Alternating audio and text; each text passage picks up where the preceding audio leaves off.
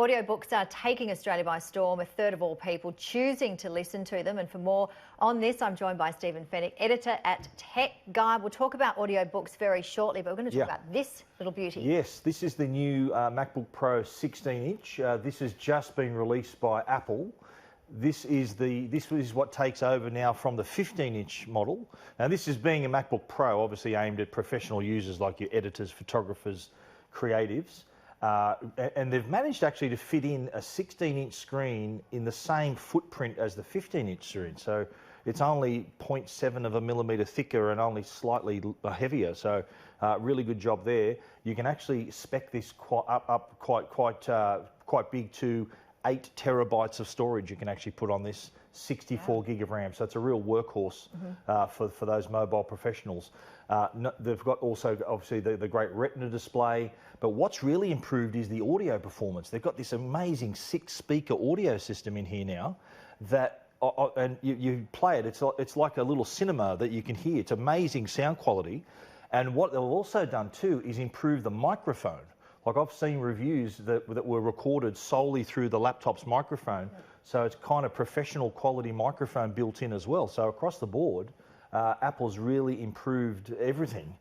So has replaced the 15-inch, no longer 15-inch, no longer available. So it's the 13-inch, and now this 16-inch model has taken over. And I think at the same price too, entry price is the same as the 15, and then you can obviously spec it up to, if you want to go up to that 8 terabytes of memory, 64 gig of RAM, that's up to you. But really impressed with this so far. My full review will be on Tech Guide in a few days, but this is going to be very popular for anyone looking for a MacBook to use on the go. As I said, professionals on the go want to stay productive. This is the device they use. Professionals like yourself who just literally got off a plane. Yes, literally. I did. Yeah, I just got off the plane from Seoul, was over at Samsung headquarters, and can't talk about anything that I saw over there, so I've signed a pretty thick NDA, but you'll hear more in January when I'm allowed to talk about it. Yep, looking forward to that. Now, very interesting. I'm a fan of audiobooks, and a lot of people are, especially millennials. Absolutely, yeah. This is surprising. This is research that was released by Audible Australia.